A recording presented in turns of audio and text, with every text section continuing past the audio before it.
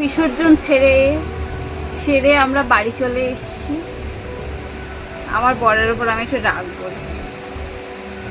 কেন এবার বলো?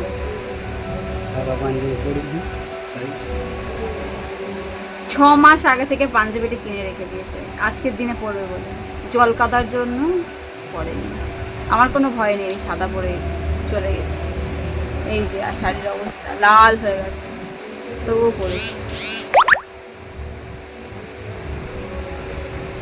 ইচ্ছা হচ্ছিল কিন্তু পরেনি, কি জানি, লজ্জা।